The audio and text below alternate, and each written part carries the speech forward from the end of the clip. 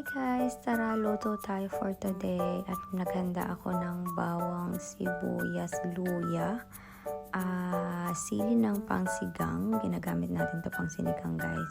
Lemongrass, nor pork cubes. Okay? At nakahanda rin ang dugo ng baboy at saka baboy. Guys, maglagay tayo ng mantika sa hindi naman masyadong mainit na kawali ha. Okay, mag-isa na tayo ng sibuyas.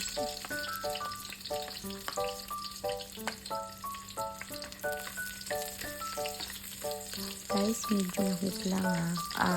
Huwag masyadong mainit yung kawali para hindi masunog yung mga ingredients natin. Isunod natin ang sibuyas. Siyempre, gisa-gisa para mas mabango, mas malasa. At guys, ito nga pala yung first time na magluluto tayo ng dinuguan. So, try ko lang for today ha, kasi never ko pa siya na-try before. So, isunod na natin ang luya. Yung tamang luya lang guys, huwag masyadong marami. Kasi konti lang din naman yung baboy natin. So, gisa lang tayo ng gisa guys. Kasi the more na ginigisa natin yung mga ingredients, the more na mas malasa talaga siya. At guys, isunod na natin ang baboy. Guys, pinakuluan ko na pala yung baboy before ha. Kasi syempre nasa barin tayo. So, yung baboy natin hindi fresh. So, kami dito, pinakukuluan muna namin siya bago namin siya lutuhin na kahit anong luto. Kasi iba nga yung amoy. Tapos, minsan, iba yung lasa ng baboy. So, kailangan mo siyang pakuluan muna ng matagal. At guys, lagyan pala natin siya ng lemongrass.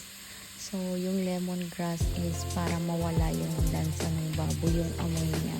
At saka, maganda din naglalagay ng lemongrass. Yung aroma niya guys, sobrang nakakahalina talaga. Parang ang bango-bango ng niluluto mo.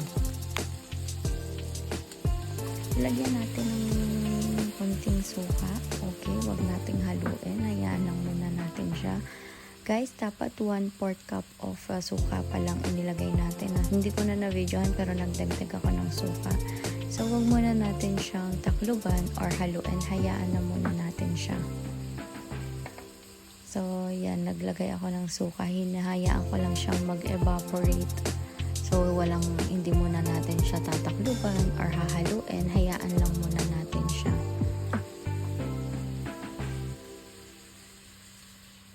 At ito guys, maglagay tayo ng tubig. So, papakuluan muna natin yung baboy hanggang sa lumambot siya. At ito nga guys, lagyan natin ng dahon ng laurel para pampawala ng lansa.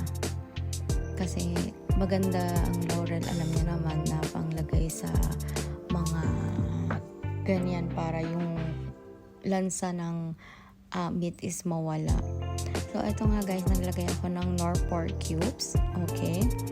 Tapos, hayaan lang natin siyang kumulo. Tapos, maya-maya guys, takluban natin pagkahalo. So, hindi ko na na-videohan pero hinalo ko siya ha. Tapos, hayaan lang natin lumambot yung baboy. Okay. So, takluban na muna natin. At after mga 15-20 minutes, ayan na siya. At ilagay na natin dahan-dahan ang dugo. Guys, haluin natin yung dugo para hindi siya mamuo ha. Kasi pag hindi natin siya hinalo, mamumuo siya. At saka low heat lang. Yan, halo lang tayo ng halo guys para hindi namumuo yung dugo ng baboy. Guys, ito pala yung first time ko na gumawa ng dinuguan. So, ito siya, halos maluluto na siya. So, nilagyan ko siya ng asin or pwede na din siyang lagyan ng patis pampalasa.